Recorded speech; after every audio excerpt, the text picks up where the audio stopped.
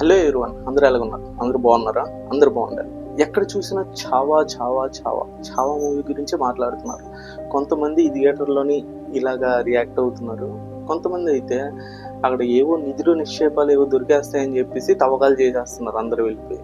ఇంకా కొంతమంది నుంచి ఈ సినిమాలోని మా వంశం వాళ్ళు సంభాజీ మహారాజ్ని అప్పచెప్పినట్టు తప్పుడు కథనాలతో ఈ సినిమా తీశారు, మాకు 100 కోట్లు నష్టపరిహారం ఇవ్వాలి లేకపోతే వదలము అని చెప్పేసి కొంతమంది రియాక్ట్ అవుతున్నారు. ముస్లిమ్స్ వచ్చేసి ఇది కావాలని చరిత్రను మ్యానిపులేట్ చేశారు, ఇక్కడ ఔరంగజేబ్ ని విలన్ గా చూపించి ముస్లింలు హిందువులకి గొడవ పెట్టడానికి ఈ సినిమా అనేది తీశారు అని చెప్పేసి ముస్లిమ్స్ చెప్తున్నారు. హిస్టారియన్స్ ఏం చెప్తున్నారంటే ఈ సినిమాకి చరిత్రకి ఎటువంటి సంబంధం లేదు, ఇక్కడ హిస్టరీలో జరిగిన ఒక సిచ్యువేషన్ ని తీసుకొని అదే నెరేటివ్ ని ప్రజల్లో ఎక్కించడానికి ఒక హీరోని ఒక విలన్ ని పెట్టి ఈ సినిమా అనేది తీశారు, కానీ చరిత్రకి ఈ సినిమాకి ఎటువంటి సంబంధం లేదు అని చెప్పేసి హిస్టారియన్స్ అనేది చెప్తున్నారు. ఈ సినిమా గురించి ఒక్కరు ఒక్కొక్కలా రియాక్ట్ అవుతున్నారు. సో దీని గురించి ఒక వీడియో చేద్దాం అనుకున్నాను కానీ ఎందుకులే అని చెప్పేసి నేను చేయలేదు. కానీ ఎప్పుడైతే సినిమా తెలుగులో రిలీజ్ అయ్యిందో దీని గురించి యూట్యూబర్స్ ఏదైనా రియాలిటీ చెప్తారేమో, హిస్టరీ గురించి చెప్తారేమో అనుకుంటే ప్రతి యూట్యూబరు ఎమోషనల్గా స్పీచ్లు ఇస్తూ ఎమోషనల్గా అరుస్తూ వీడియోస్ చేయడమే కానీ అసలు హిస్టరీలో ఏముంది, అసలు హిస్టారికల్గా ఏం జరిగింది, సినిమాలో చూపించింది నిజమా కాదా అని చెప్పేసి ఒక్కడు కూడా మాట్లాడలే. సో మాట్లాడకపోయేసరికి ఓకే దీని గురించి ఒక వీడియో అనేది చేయాలని చెప్పేసి గత 4-5 రోజుల నుంచి రీసెర్చ్ అనేది చేస్తున్నాను. ఇప్పుడు ఈ వీడియోలోని అసలు రియాలిటీ అనేది చెప్తానండి. సో ఈ వీడియో స్కిప్ చేయకుండా పూర్తిగా చూడండి. షార్ట్ కట్లోని పాయింట్ టు పాయింట్ కవర్ చేస్తాను. ఎంత షార్ట్ కట్లో చెప్పినా సరే వీడియో అనేది 30 minutes దాకా వెళ్ళిపోద్ది అనుకుంటున్నాను. సో క్లియర్గా హిస్టారికల్ పరంగా క్లియర్గా తెలుసుకోవాలంటే నా వీడియో చూడండి. లేదు మాకు జస్ట్ హిందుత్వ పరంగా కావాలి, మాకు ఎమోషనల్ పరంగా కావాలంటే ఈ వీడియోని ఇక్కడే స్కిప్ చేసేయండి. రియాలిటీ తెలుసుకోవాలంటే ఈ వీడియోని కంటిన్యూ చేయండి. ఇక్కడ సంభాజీ మహారాజ్ గురించి తెలుసుకునే ముందు శివాజీ మహారాజ్ గురించి తెలుసుకుందాము. అసలు శివాజీ మహారాజ్ తనకి సొంత రాజ్యం కావాలి అని చెప్పేసి విప్లవ భావాలు ఎలా వచ్చాయి, తనకి ఏ ఎజెండాతోని అసలు శివాజీ మహారాజ్ తన రాజ్యాన్ని స్టార్ట్ చేశారు అది ముందుగా తెలుసుకుందాము. శివాజీ మహారాజ్ మెయిన్ గా తన రాజ్యాన్ని స్టార్ట్ చేయడానికి కారణం ఏంటంటే తన తండ్రి అయిన షాజీ భోస్లే డెక్కన్ సుల్తాన్స్ దగ్గర సైనికాధికారిగా పనిచేస్తూ ఉండేవారు. సో అక్కడి నుంచి మళ్ళీ బీజాపూర్ సుల్తాన్స్ దగ్గరికి వెళ్ళి అక్కడ మళ్ళీ సైనికాధికారిగా పనిచేస్తూ ఉండేవారు. ఈ టైంలోని శివాజీ మహారాజ్కి కొన్ని చాలా రకాలైన డౌట్స్ అనేవి రావడం అనేది మొదలయ్యాయి. సొసైటీ పరంగా, అక్కడ జరుగుతున్న కృత్యాల పరంగా, అక్కడ వాళ్ళు పాలించే పాలన పరంగా అనేక రకాలైన డౌట్స్ అనేవి రావడం అనేది మొదలయ్యాయి. అక్కడ పండించే భూమికి పన్ను అనేది కట్టాలి, ముస్లిమ్స్ జకాత్ అనేది సపరేట్గా పే చేయాలి, మళ్ళీ హిందువులు పుణ్యక్షేత్రాలకు తీర్థయాత్రలకు వెళ్తే దానికి ట్యాక్స్ అనేది పే చేయాలి, వర్తకదారులు అమ్ముకునే ప్రతి వస్తువుకి మళ్ళీ పన్ను అనేది పే చేయాలి, ఇన్ని రకాలుగా పన్ను అనేది పే చేయాలి ఎందుకు అని చెప్పేసి క్వశ్చన్ అనేది రేజ్ అయ్యింది. ఇక్కడితో ఆలోచిస్తూ ఉంటే ఇక్కడ బ్రాహ్మణులకి ముస్లింలకి ఎక్స్ట్రా బెనిఫిట్స్ ఉన్నాయి. ఏంటంటే బ్రాహ్మణులకి ఇక్కడ జజియా పన్ను ఏదైతే ఉందో ఆ పన్నుని క్యాన్సిల్ చేయడము, మళ్ళీ ఏదైతే తీర్థయాత్రలకు వెళ్ళే పన్ను ఏదైతే ఉంటుందో అది బ్రాహ్మణులకు లేకపోవడము, ఈ ముస్లిమ్స్ ఎవరైతే ఉన్నారో ముస్లింలకి ఈ వర్తకాలు చేసేటప్పుడు ఇచ్చే పన్ను ఏదైతే ఉందో హిందువులతో కంపేర్ చేస్తే తక్కువ పన్నుని కలెక్ట్ చేయడము, ఇవన్నీ శివాజీ మహారాజ్కి తప్పుగా అనిపించడం అనేది మొదలయ్యాయి. ఎందుకంటే ఒక రాజ్యంని నడిపే రాజులు సుల్తాన్లు ఎలా ఉండాలి, ప్రతి ప్రజలను ఒకేలా చూడాలి, అది ధర్మం ప్రకారం వేరేగా జాతుల ప్రకారం వేరేగా చూడటం ఏంటి అన్న ఒక క్వశ్చన్ అనేది రేజ్ అయింది. ఇంకోటి ఏంటంటే మా దేవాలయాలకు వెళ్ళడానికి, మా సంస్కృతిని పాటించుకోవడానికి కూడా వీళ్ళకి సపరేట్గా ట్యాక్స్ అనేది ఎందుకు పే చేయాలి, ఒకవేళ మనదే రాజ్యం అనేది ఉంటే జాతుల వారీగా మనుషులను వేరుగా చూడడం, మతాల వారీగా వేరుగా చూడడం అనేది ఉండదు. ఎవరి సంస్కృతి ఎవరి సాంప్రదాయాలను వాళ్ళు పాటించుకోవచ్చు, ఆ సంస్కృతి సాంప్రదాయాలను పాటించుకోవడానికి వాళ్ళ దగ్గర నుంచి పన్ను అనేది కలెక్ట్ చేయకుండా ఒక స్వరాజ్యం అనేది స్థాపించాలి అన్న కాన్సెప్ట్ తోని శివాజీ మహారాజ్ తన విప్లవాన్ని మొదలెట్టారు. దీనికి తన తండ్రి అయిన షాజీ భోస్లే గారు ఒక సాక్రిఫైస్ అనేది ఇవ్వడం అనేది జరిగిందండి. షాజీ భోస్లే గారు బీజాపూర్ సుల్తాన్ దగ్గర సైనికాధికారిగా పనిచేస్తూ ఉండేవారు. సో సైనికాధికారిగా పనిచేస్తున్నప్పుడు శివాజీకి తన రాజ్యం గురించి, తన సైన్యం గురించి సపోర్ట్ చేస్తూ ఉండేవారు. శివాజీని బీజాపూర్లో సుల్తాన్స్ యొక్క టెరిటరీలోకి ఎంటర్ అయ్యి అక్కడ ఉండడానికి అనుమతిని ఇచ్చేలా చేశారు. అనుమతి ఇచ్చేలాగే కాకుండా బీజాపూర్ సుల్తాన్లకి చెందిన కోటను శివాజీ కొల్లగొట్టడానికి కూడా షహాజీ భోస్లే గారు హెల్ప్ చేశారనమాట. ఇది ఎప్పుడైతే బీజాపురం సుల్తాన్కి తెలిసిందో షహాజీ భోస్లే గారిని అరెస్ట్ చేశారు. సో శివాజీ గారికి అక్కడ ఫస్ట్ స్టార్ట్ అనేది వాళ్ళ తండ్రి సాక్రిఫైస్ నుంచి లభించింది. పాయింట్ని గుర్తుపెట్టుకోండి. సో ఇక్కడ నుంచి శివాజీ మహారాజ్ యొక్క విప్లవం అనేది మొదలైంది. దీనివల్ల మొదలైంది ట్యాక్సెస్. ఏదైతే అధికంగా ట్యాక్స్లు అనేవి కలెక్ట్ చేస్తున్నారో దానికి వ్యతిరేకంగా ఏవైతే జాతుల వారీగా, మతాల వారీగా డిస్క్రిమినేషన్ చూపిస్తున్నారో దానికి వ్యతిరేకంగా విప్లవం అనేది స్టార్ట్ అయింది. ఈ శివాజీ మహారాజ్ ఇప్పుడు ఉండుంటే ఇప్పుడు ఏ విధంగా రియాక్ట్ అయ్యేవారు? ఇప్పుడు సంపాదించిన దానికి ట్యాక్స్ కట్టాలి, ఖర్చు చేసిన దానికి ట్యాక్స్ కట్టాలి, కొనుక్కున్న దానికి ట్యాక్స్ కట్టాలి, అమ్మిన దానికి ట్యాక్స్ కట్టాలి, ఇల్లు ఉంటే ఇంటికి ట్యాక్స్ కట్టాలి, తాగే నీటికి ట్యాక్స్ కట్టాలి, నడిచే రోడ్డుకి ట్యాక్స్ కట్టాలి. ఇన్ని రకాల ట్యాక్స్ కట్టాలి. చిన్న చిన్న పిల్లలు కొనుక్కునే ప్రతి వస్తువుకి ట్యాక్స్ కట్టాలి. ఇన్ని రకాల ట్యాక్స్లు అనేవి ఉన్నాయి. ఇలాంటి సిచ్యువేషన్ అనేది శివాజీ గారి చూసుంటే ఈ స్టేట్ గవర్నమెంట్స్ కానీ, సెంట్రల్ గవర్నమెంట్స్ మీద కానీ ఎలా రియాక్ట్ అయ్యేవారు? ఇటువంటి విప్లవ భావాలు అనేవి వచ్చేవి. ఒకసారి ఆలోచించాలి. అప్పుడు ఏదైతే ముస్లింలకి బెనిఫిట్ అయ్యేలాగా, బ్రాహ్మణులకి బెనిఫిట్ అయ్యేలాగా ఏదైతే ట్యాక్స్ బెనిఫిట్ అనేది ఇచ్చేవారో సేమ్ అదే విధంగా ఇప్పుడు పెద్ద పెద్ద కంపెనీలకి, వ్యాపారవేత్తలకి ఏదైతే బెనిఫిట్స్ అనేవి ఇస్తున్నారో గవర్నమెంట్స్, ఈ సిచ్యువేషన్ ని చూసుంటే సాధారణ ప్రజలకి నష్టం వస్తే గవర్నమెంట్ నుంచి ఎటువంటి బెనిఫిట్స్ ఉండవు. కానీ వ్యాపారవేత్తలకి నష్టం వస్తే గవర్నమెంట్ తరఫు నుంచి సబ్సిడీస్ వెళ్తాయి, నష్టపరిహారాలు వెళ్తాయి, అన్నీ ఉంటాయి. కానీ సాధారణ ప్రజల దగ్గర నుంచి లాభంలో ట్యాక్స్ అనేది తీసుకుంటారు. కానీ నష్టం వచ్చినప్పుడు ఆదుకునేవాడే ఎవరు ఉండరు. సో ఇలాంటి సిచ్యువేషన్స్ని ఇప్పుడు కానీ శివాజీ గారు అంటే చూస్తే ఎలా రియాక్ట్ అవుతారు? ఇటువంటి విప్లవ భావాలు వస్తాయి. ఇలాంటి కాన్సెప్ట్స్ని ఎవరైతే యూత్ ఉన్నారో, యంగ్ జనరేషన్ ఉందో వాళ్ళు ఆలోచించాలి. కానీ వీటిని ఆలోచించనివ్వకుండా మీ లోపల ఒక మతం అనే మత్తు అనేది వేస్తున్నారు, ఒక ఎమోషన్స్ అనేవి వేస్తున్నారు. ఆ ఎమోషన్స్ గురించి ఆలోచించి మెయిన్ పాయింట్స్ని వదిలేస్తున్నారు. ఓన్లీ రిలీజన్ అని చెప్పేసి ఒక కాన్సెప్ట్ని పట్టుకొని వేలాడుతున్నారు. శివాజీ అంటే హిందుత్వం, హిందుత్వవాదం ఇంతవరకే పెట్టారు. అసలు విప్లవం స్టార్ట్ చేసింది దీని గురించి. శివాజీ గారు చేసింది ఇవి, దీని గురించి పోరాడారు. వీటి గురించి మీరు డిస్కస్ చేయట్లే, ఎందుకంటే దేశం బాగుపడుతుంది కాబట్టి. మతం గురించి డిస్కస్ చేసి మతం గురించే పోరాడారని చెప్పి మీరు అనుకోవడం వల్ల, రాజకీయ నాయకులు మిమ్మల్ని అనుకునేలా చేయడం వల్ల ఏమవుతుందంటే గొడవలు, మత గొడవలు అన్నీ పెరిగిపోతాయి. సో టాపిక్ అనేది డైవర్ట్ అవుతుంది. ఇలా కాదు, ఇప్పుడు క్లియర్గా తెలుసుకుందాం. శివాజీ మహారాజ్కి 6 భార్యలు. ఇక్కడ మనం ఒకటి ఆలోచించాల్సింది ఏంటంటే, రాజుల గురించి, రాజుల చరిత్రల గురించి తెలుసుకునేటప్పుడు ఆ రోజుల్లోని హ్యుమానిటీ వాల్యూస్, ఎథిక్స్ ఇవన్నీ డిఫరెంట్గా ఉండేవి.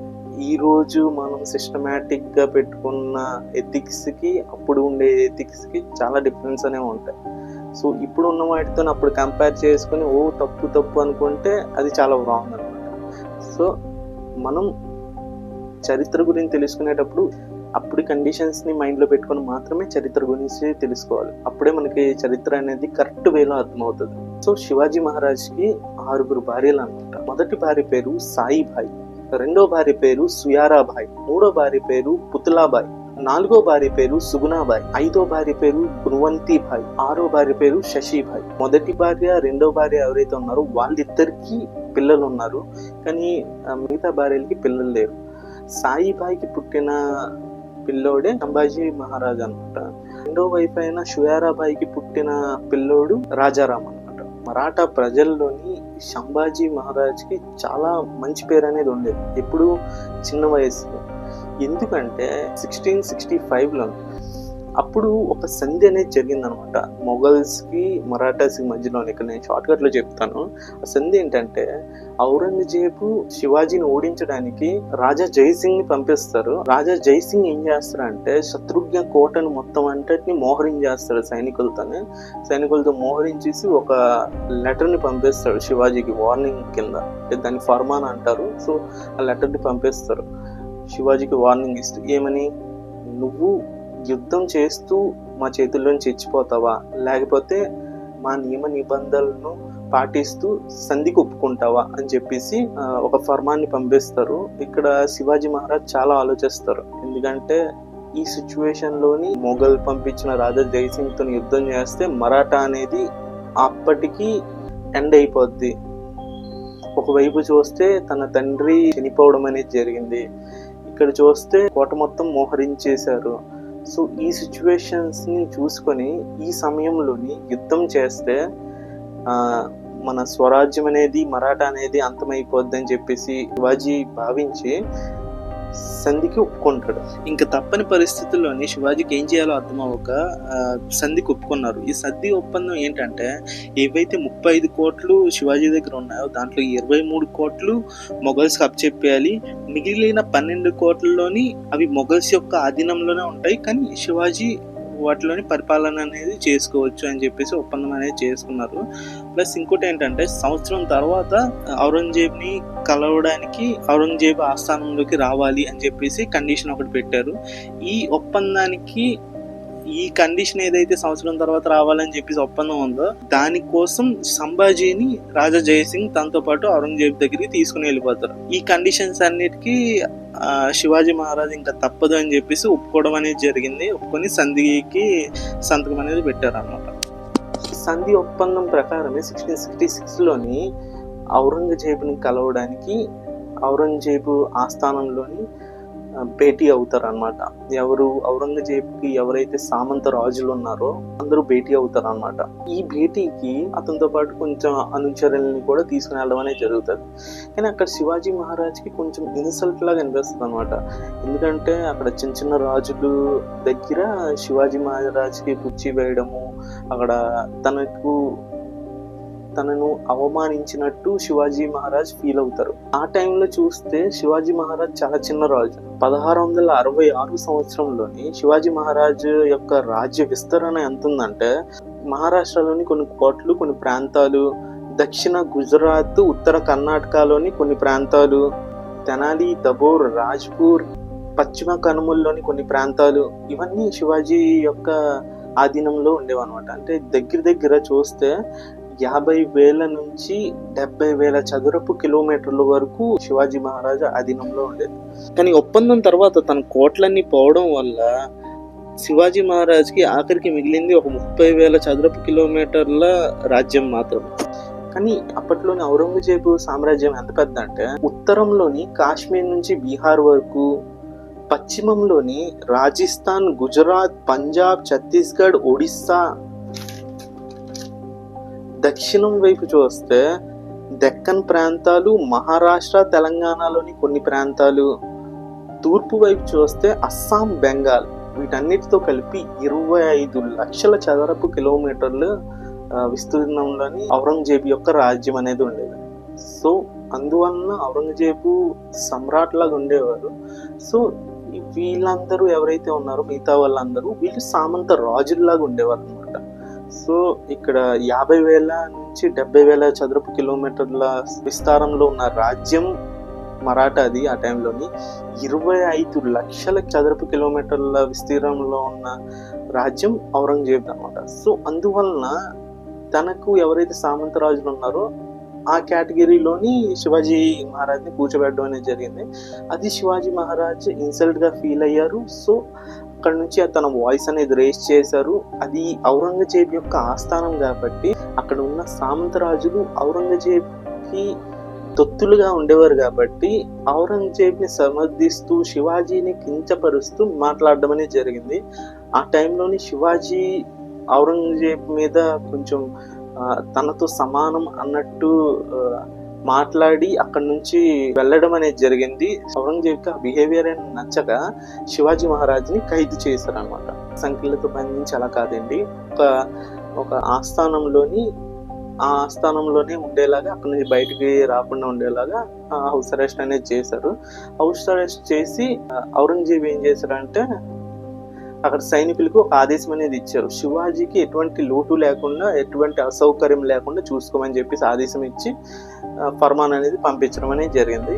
సో ఇక్కడ శివాజీ మహారాజ్ ఎప్పుడైతే బందీ అయిపోయారో మరాఠాలోని చాలా రకమైన వాదనలు అనేవి మొదలైపోయాయి. ఇప్పుడు శివాజీ మహారాజ్ని ఔరంగజేబు పట్టుకున్నాడు, ఇంకా శివాజీ మహారాజ్ని, సంభాజీని, అనుచరుల్ని అందరినీ చంపేస్తాడు, ఇంకా మరాఠా ఇక్కడితోని ఎండ్ అని చెప్పేసి చాలా వాదనలు అనేవి నడిచేవి.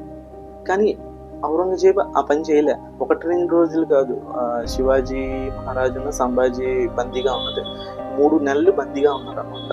ఈ 3 నెలల్లోని శివాజీ మహారాజు ఒక స్ట్రాటజీ అనేది వేశారు. ఇక్కడ నుంచి ఏదో విధంగా తప్పించుకోవాలని చెప్పేసి ఔరంగజేబుకి విన్నపం అనేది పంపించారు సైనికుల ద్వారా.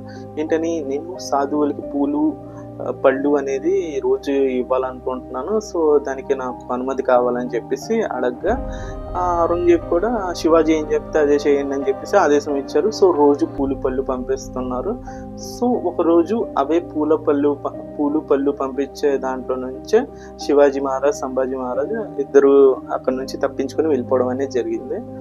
సో వెళ్ళిపోయి అక్కడ నుంచి మరాఠాని డెవలప్ చేయడానికి అది ఫస్ట్ స్టెప్ అనేది పడింది అనమాట. డెవలప్ అంటే మామూలు డెవలప్మెంట్ కాదు. వితిన్ 8 years లోనే 30,000 చదరపు కిలోమీటర్లు ఉన్న రాజ్యాన్ని కాస్త 1,00,000 చదరపు కిలోమీటర్లు ఉన్న రాజ్యం కింద మార్చేసి 1674 సంవత్సరంలోని రాజ్యాభిషేకం చేయించుకున్నారు అనమాట. కానీ ఎప్పుడైతే ఆ రాజ్యం వెళ్ళిపోయారో సంభాజీని అక్కడ ప్రజలు ఒక హీరోలా చూడడం అనేది మొదలెట్టారు. ఔరంగజేబు నుంచి తప్పించుకొని వచ్చాడు, సింహం కడుపున సింహమే పడుతుంది, సింహానికి పుట్టిన చావ అని చెప్పేసి అక్కడ పొగడతలతో ముంచడం అనేది మొదలెట్టారు. సో ఇదే సిచ్యువేషన్ లో శివాజీ మహారాజ్ కూడా యుద్ధాలకి వెళ్ళేటప్పుడు సంభాజీ మహారాజ్ని కూడా సైన్యంతో పాటు తోడుగా పంపిస్తూ ఉండేవారు అనమాట. సో 9 ఏళ్ల వయసులోనే యుద్ధాల్లోని పార్టిసిపేట్ చేయడము, అక్కడి నుంచి విజేతగా రావడము, ఇవన్నీ ప్రజలు చూసి సంభాజీ మహారాజు ఒక హీరో, శివాజీ తర్వాత సంభాజీయే అన్న ఒక ఎక్స్పెక్టేషన్స్ తోని ప్రజలు వచ్చేసారు అనమాట. సో ఈ ఎక్స్పెక్టేషన్స్ ఏవైతే విపరీతంగా పెరిగిపోయాయో, ఈ ఎక్స్పెక్టేషన్స్ ని సంభాజీ మహారాజ్ కంటిన్యూ చేయగలిగారా అంటే లేదనే చెప్పాలి. ఇక్కడ లేదని చెప్పేసి నేను డైరెక్ట్ గా చెప్తే ఇక్కడ అందరూ తిట్టమనే స్టార్ట్ చేస్తారు. సో ఇక్కడ వీర్ సావర్కర్ అండ్ గోల్వర్కర్ ఎవరైతే ఉన్నారో వీళ్ళనైతే బీజేపీ వాళ్ళు, ఆర్ఎస్ఎస్ వాళ్ళు చాలా బాగా నమ్ముతారు కదా, వీళ్ళనే కదా ఫాలో అవుతారు. వీళ్ళు లేనిది ఆర్ఎస్ఎస్ లేదు కదా. సో వీళ్ళు ఏంటంటే ఒకప్పుడు వీళ్ళు పీష్వా బ్రాహ్మణులకి సపోర్ట్ చేయడానికి సంభాజీ గురించి నిజాలు అనేవి రాస్తారు బుక్లో. ఏమని చెప్పారంటే సంభాజీ మహారాజు పచ్చి తాగుబోతు, పచ్చి తిరుగుబోతు, అమ్మాయిలు కనిపిస్తే ఊరుకొని కామాంధుడు, రాజ్యద్రోహం చేసిన వాడు, ఇతను రాజ్యానికి పనికిరాడు అన్న స్టేట్మెంట్లు నేను కాదు, వీర్ సావర్కర్, గోల్వార్కర్ ఎవరైతే ఆర్ఎస్ఎస్ వాళ్ళు ఫాలో అవుతారో వాళ్ళ గురువులు ఇచ్చారనమాట ఈ స్టేట్మెంట్స్. ఎందుకంటే అప్పట్లోని వాళ్ళు పీష్వా బ్రాహ్మణులకి సపోర్టర్స్ అనమాట. సంభాజీ మహారాజ్ అంటే వాళ్ళకి ఎటువంటి సింపతి అనేది ఉండేది కాదు, పీష్వా బ్రాహ్మణుల్ని హీరోగా చూపిస్తూ ఉండేవారు. కానీ ఇప్పుడు సంభాజీ మహారాజ్ని హిందుత్వ హీరోలా ప్రొజెక్ట్ చేస్తున్నారు. ఎందుకంటే అప్పుడు బ్రాహ్మణులు హీరోలుగా ఉండేవారు, హీరోలుగా చూపించడానికే ఇష్టపడేవారు. కానీ ఇప్పుడు సంభాజీ మహారాజ్ని హీరోగా చూపిస్తే అతనికి ఏవైతే పనిష్మెంట్లు అనేవి ఇచ్చారో ఆ పనిష్మెంట్లకి జస్టిఫికేషన్, ఇక్కడ ఎమోషనల్ సపోర్ట్ అనేది దొరుకుతుంది, హిందుత్వవాదం అనేది బలపడుతుంది, హిందువుల్ని ముస్లింల మీదకి ఉసిగొల్పడానికి ఈజీ అవుతుంది. కాబట్టి ఇలాంటి సినిమాలను ప్రోత్సహించి వాటికి ట్యాక్స్ ఫ్రీ అనేది చేయడం అనేది జరుగుతుంది. సో టాపిక్ అనేది డైవర్ట్ అవుతుంది. సో ఇలాగనమాట సావర్కర్, గోల్వార్కర్ తాగుబోతూ, తిరుగుబోతూ, రేపిస్ట్, రాజ్యద్రోహి అని చెప్పేసి ఇన్ని నిందలు అనేవి వేశారు. నేను వేసింది కాదు, సో వాళ్ళు వేశారు. ఇవి ఎందుకు వేశారు అంటే శాసనాలు అనేవి ఉండేవి. ఇక్కడ ఓన్లీ సంభాజీకే అని చెప్పేసి చెప్పలేం. ఎందుకే చెప్పాను, రాజుల చరిత్రని ఆ కాలానికి ఇంక్లూడ్ చేసి చూడాలి. సో ఇక్కడ ఏంటంటే ప్రతి రాజు కుటుంబంలోని కొన్ని వ్యసనాలు అనేవి ఉండేవి. అది తాగుడు కావచ్చు, ఆడవాళ్ళు కావచ్చు, జూదం కావచ్చు, ఇలాంటి చాలా రకమైన వ్యసనాలు అనేవి ఉండేవి. కానీ ఆ వ్యసనాలని ఒక గొప్పతనంగా చూస్తూ ఉండేవారు అనమాట. ఆ కాలంలోని అంతా ఇలాగే ఉండేది. కానీ సంభాజీ మహారాజ్కి ఏదైతే కోపము, గర్వము, చులకనగా చూసే భావన ఏదైతే పెరిగిపోయాయో దానికి ప్లస్ ఏదైతే మద్యానికి బానిస అయిపోతుండేవారు దాని గురించి శివాజీ మహారాజు గారు భయపడి సంభాజీని తీసుకుని వెళ్ళి బంధించడం అనేది జరిగింది. దీని గురించి మార్పు రావాలని చెప్పేసి ఒక తండ్రి తన కొడుక్కి ఒక శిక్ష అనేది వేశాడు. ఆ శిక్షలోని కోపం తగ్గుతుంది, అలవాట్లు మారుతాయని చెప్పేసి శివాజీ మహారాజ్ అనుకున్నారు. కానీ ఆ శిక్ష నుంచి బయటికి రాగానే సంభాజీ డైరెక్ట్గా వెళ్ళి మొఘల్స్తో కలిసిపోయి మరాఠాస్తో కాకుండా మొఘల్స్ గురించి పనిచేస్తూ ఉండేవారు. 1 రోజు 2 రోజులు కాదు, దాదాపు 1 సంవత్సరం పాటు మొఘల్స్తోనే ఉండిపోయారు. సో ఎప్పుడైతే మొఘల్స్ దగ్గరికి వెళ్ళిపోయారో మరాఠాల్ని మోసం చేశారు, రాజద్రోహం చేశారు అని చెప్పేసి ఇక్కడ ప్రచారం అనేది మొదలైపోయింది. ఈ ప్రచారం ఎవరనే చేస్తూ ఉండేవారు? ఇటువైపు సుయారాబాయి, ఎవరైతే శివాజీ మహారాజ్ యొక్క సెకండ్ వైఫ్ ఉన్నారో సుయారాబాయి చేస్తూ ఉండేవారు. రెండో వైపు నుంచి బ్రాహ్మణ్స్ చేస్తూ ఉండేవారు. ఈ బ్రాహ్మణులు సంభాజీ మహారాజ్కి వ్యతిరేకంగా ఎందుకు చేస్తుండేవారు అంటే ఈ బ్రాహ్మణుల సమాజానికి చెందిన ఆడవాళ్ళను సంభాజీ మహారాజు బలవంతం చేశారని చెప్పేసి దాని గురించి ఇక్కడ శివాజీ మహారాజు సంభాజీ మహారాజ్కి ఒక మంచి క్వాలిటీ ఏంటంటే ఇక్కడ నేరం ఎవరు చేసినా సరే ఆ నేరస్తులకి వర్ణ వ్యవస్థకు అతీతంగా శిక్షలు అనేవి వేసేవారు. ఆ నేరం అనేది బ్రాహ్మణులు చేసిన శిక్ష అనేది ఉండేది. ఆ నేరం వేయించి వేరే వర్ణాల వాళ్ళు, వేరే మతాల వాళ్ళు చేసినా సరే శిక్ష ఒకేలాగా ఉండేది అనమాట. సో ఈ పాయింట్ బ్రాహ్మణులకి నచ్చేది కాదు. సో ఈ 2 పాయింట్లు పట్టుకొని వీళ్ళు రాజు సంభాజీ మహారాజ్ అవ్వకూడదు, రాజారాం అవ్వాలి. ఎందుకంటే రాజారాం చిన్నపిల్లోడు కాబట్టి ఒకవేళ తనని రాజు చేస్తే రాజు రాజారాం ఉంటాడు, కానీ అధికారం మొత్తం పీష్వా బ్రాహ్మణుల చేతుల్లోనే ఉంటుందని చెప్పేసి బ్రాహ్మణులందరూ రాజారాంకి సపోర్ట్ చేస్తూ ఉండేవారు. ఇటు సుయరాబాయి కూడా రాజారాంకి సపోర్ట్ కాబట్టి ఆవిడ కూడా సంభాజీ మహారాజ్ మీద నెగిటివ్ అనేది మొత్తం రాజ్యంలో స్ప్రెడ్ చేయడం అనేది మొదలెట్టారు. సో ఇక్కడ ఏంటంటే ఆల్రెడీ తన వ్యసనాల వల్ల నెగిటివ్లోకి వెళ్ళిపోయాడు ప్రజల్లోని సంభాజీ మహారాజ్. దాని తర్వాత శివాజీ ఎప్పుడైతే జైల్లో పెట్టాడో ఇంకా నెగిటివ్లోకి వెళ్ళిపోయారు. ఈ నెగిటివ్కి తోడు మరాఠాలని మోసం చేస్తూ మొఘల్స్తో ఎప్పుడైతే కలిసిపోయారో అప్పుడు ఇంకా నెగిటివ్లోకి వెళ్ళిపోవడం అనేది జరిగింది అనమాట. దీన్ని అడ్వాంటేజ్ తీసుకొని వీళ్ళు ప్రచారం అనేది చేయడం అనేది జరిగాయి. అది ఇంటర్నల్ పాలిటిక్స్ అనమాట. ప్రతి రాజ్యంలోనే ఉంటే ఇక్కడ కూడా ఆటోమేటిక్గా ఉన్నాయి. సో ఇవన్నీ పక్కన పెడితే కరెక్ట్గా 1 సంవత్సరం అవగానే సంభాజీ మళ్ళీ రిటర్న్ అయిపోయాడు. ఈ మరాఠాలకి ఎప్పుడైతే సంభాజీ మహారాజ్ వచ్చేసారో వీళ్ళందరి షడ్యంత్రాలు ఏవైతే ఉన్నాయో వీటన్నిటి మీద నీళ్లు జల్లిసినట్టు అయిపోయింది. ఇక్కడ శివాజీ సంభాజీని క్షమించడం అయిపోయింది, తండ్రి కొడుకులు కలిసిపోవడం అయిపోయింది. యుద్ధాలకి సంభాజీ నేతృత్వంలో యుద్ధాలకి పంపించడం కూడా జరుగుతుంది. ఇక్కడ ఎప్పుడైతే ఇది చూసారో ఇక్కడ బ్రాహ్మణులు డిసప్పాయింట్, ఇటు సురయ్యబాయి ఎవరైతే సెకండ్ వైఫ్ ఉన్నారో ఆవిడ డిసప్పాయింట్, రాజ్యంలో ప్రజలు కూడా డిసప్పాయింట్ అయిపోయారు అనమాట. సో ఈ విధంగా స్ట్రాటజీస్ అనేవి నడుస్తూ ఉండేది. కానీ కరెక్ట్గా అక్కడ నుంచి 1 సంవత్సరం అయ్యేటప్పటికే శివాజీ మహారాజ్కి ఒక ఇల్నెస్ అనేది వస్తుంది, ఒక జబ్బు అనేది రావడము, మంచం మీద పడిపోవడము, డయేరియా అని చెప్పేసి, వాంతులు అని చెప్పేసి చెప్తూ ఉంటారు. తర్వాత రక్తం కక్కుకొని చనిపోయారు అని చెప్పేసి చరిత్రకారులు చెప్తూ ఉంటారు. సో ఇది గుర్తుపెట్టుకోండి.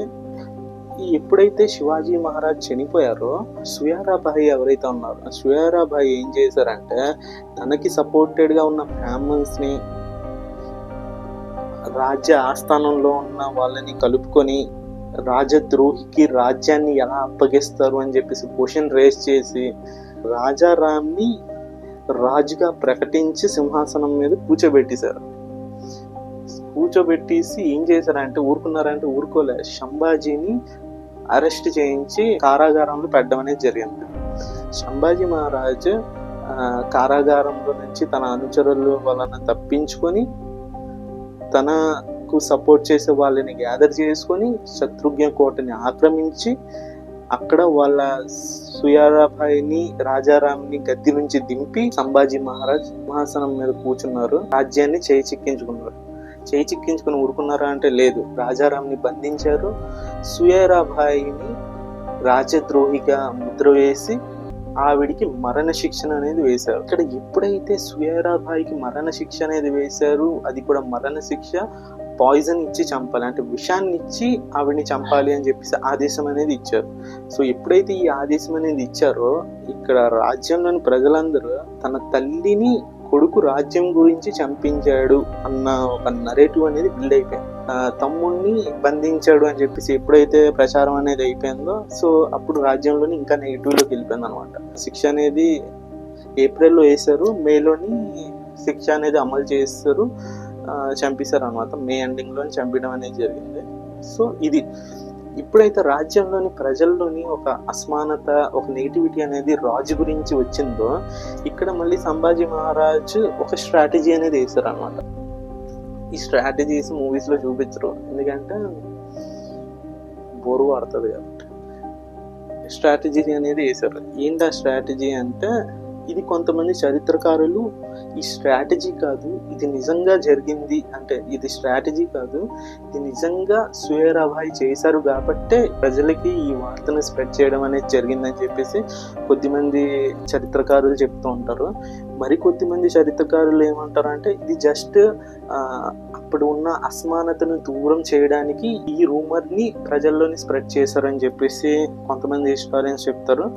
మూడో మంది హిస్టారియన్స్ ఏంటంటే, ఇది సంభాజీ మహారాజ్ చేయలేదు, సంభాజీ మహారాజ్ తర్వాత రాజారాం గారు పరిపాలించేటప్పుడు పీష్వా బార్మనులు ఆధీనంలో రాజ్యం వచ్చేసిన తర్వాత అప్పుడు స్ప్రెడ్ అయిన రూమర్ ఇది అని చెప్పేసి కొంతమంది అంటూ ఉంటారు.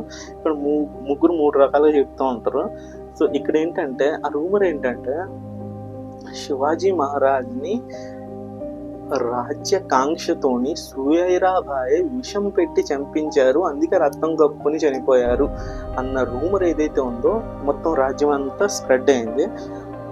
ఇక్కడ స్ప్రెడ్ అయ్యింది అని చెప్పి నేను చెప్పాను. దీంట్లోకి 3 రీజన్స్ అనేవి కూడా 3 రకాలుగా చరిత్రలో ఉన్నదని కూడా నేను చెప్పాను.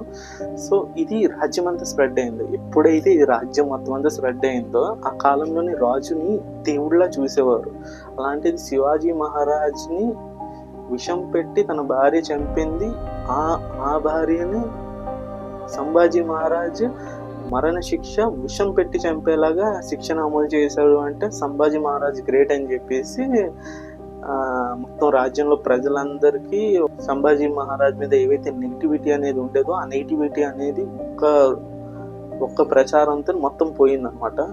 పోయి ప్రజలందరూ సంభాజీ మహారాజ్ని ఒక లీడర్ లాగా, ఒక మంచి రాజులాగా అంచనా వేయడం అనేది మొదలెట్టేశారు. ఓకేనండి, ఈ వీడియోని ఇక్కడ ఎండ్ చేస్తున్నాను. పార్ట్ 2లోని మిగతాది నేను చెప్తాను, ఎందుకంటే ఇప్పటికే లాంగ్ అయిపోయింది. సో ఇంత లాంగ్ వీడియో ఉంటే ఎవరు చూడరు కాబట్టి పార్ట్ 1 పార్ట్ 2 కింద రిలీజ్ చేస్తాను. సో ఈ వీడియోలోని నేను చరిత్రను ఏ విధంగా చూడాలి, ఏ ప్రాస్పెక్టివ్లో చూడాలి అన్నది నేను క్లియర్గా మీకు చెప్పాను అనుకుంటున్నాను. నేను చెప్పిన వాటిలో ఫస్ట్ వన్ ఏంటంటే, శివాజీ తన రాజ్యాన్ని ఏ మోటివ్స్తో స్టార్ట్ చేశారు? సుల్తాన్లు చేసే అరాచకాలు, వాళ్ళు విధించే పన్నులు, వాళ్ళు చూపించే డిస్క్రిమినేషన్స్ ఏవైతే ఉన్నాయో వాటి ఆధారంగా తన రాజ్యాన్ని స్టార్ట్ చేశారు. First point. సెకండ్ పాయింట్ ఏంటంటే, సంభాజీ మహారాజు ఏదైతే తన చిన్నతనంలోని పేరు ప్రఖ్యాతులు సంపాదించుకొని తన యవ్వనంలోని ఒక కోపిస్టిగా, దానికి బానిసగా, ఒక రేపిస్ట్గా, ఒక రాజ్యద్రోహిగా మారిపోవడానికి కారణం ఏంటి? ఆ కాలంలోని రాజులు, రాజకుమారులకి ఏదో ఒక వ్యసనం అనేది ఉండేది. అది మద్యం కావచ్చు, జూదం కావచ్చు, అది ఆడవాళ్ళు కావచ్చు, లేకపోతే గర్వం కావచ్చు, ఇలాగ ఏదో ఒక అలవాటు అనేది రాజులకి ఉండేది. ఆ కాలంలో ఇది సర్వసాధారణం అని చెప్పేసి ఈ వీడియోలో మీరు తెలుసుకున్నారు. మూడోది ఏంటంటే, రాజ్యకాంక్ష గురించి ఒక భార్య తన భర్తను చంపడము, తల్లి తన కుమారుడిని బంధించడము, చంపడానికి ప్రయత్నించడము, ఒక కుమారుడు తన తల్లికి మరణశిక్ష వేసి తనని చంపడము, ఒక అన్న ఒక తమ్ముడిని రాజ్యం గురించి బంధించడము, ఇలాంటి సిచ్యువేషన్లు ఇక్కడ మరాఠాలు ఏదైతే మీరు చూసారో ఇది ప్రతి రాజ్యంలోని ప్రతి కాలంలోని ఉండేవి. మీరు మగధ సామ్రాజ్యం తీసుకోండి, మౌర్య తీసుకోండి, సుంగాస్, గుప్తాస్, పాండ్యాస్, చోళాస్, మొఘల్స్, ఖిల్జీస్, మరాఠాస్, మీరు ఏ రాజ్యమైనా చూడండి, ఇంటర్నల్ పాలిటిక్స్, రాజ్యం గురించి, సింహాసనం గురించి గొడవలు అవ్వడము, ఒకరినొకరిని చంపుకోవడం, ఇది సర్వసాధారణంగా రాజుల కాలంలో ఉండేది అని చెప్పేసి మీరు మూడోది తెలుసుకున్నారు. నాలుగోది ఏంటంటే ఆ కాలంలోని దురాచారాలు అనేవి ఉండేవి అని చెప్పేసి మీరు తెలుసుకున్నారు. ఎందుకంటే శివాజీ చనిపోయిన తర్వాత తన మూడో భార్య అయిన పుతలాబాయి శివాజీ శవంతో పాటు సతి అయిపోయి చనిపోయారు అనమాట.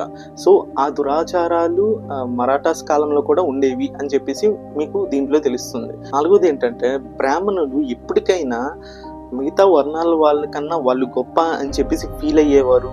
మిగతా వర్ణాల వాళ్ళకి వేసే శిక్షనే బ్రాహ్మణులకు కూడా వేయడము, అది వాళ్ళు తట్టుకునేవారు కాదు, వాళ్ళు సహించలేకపోయేవారు. అందువల్లనే సంభాజీకి వ్యతిరేకంగా వాళ్ళు పాలిటిక్స్ అనేవి చేసేవారు అన్నది మీరు ఈ వీడియోలో తెలుసుకున్నారు.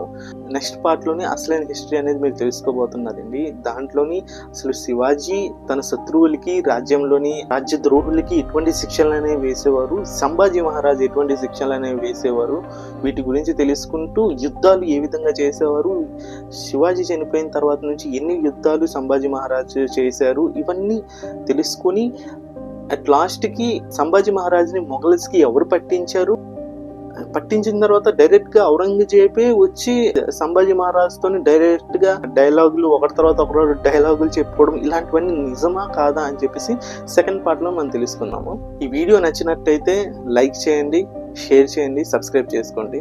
తొందరలోనే సెకండ్ పార్ట్ని అప్లోడ్ చేస్తాను. అప్పటి వరకు సెలవు.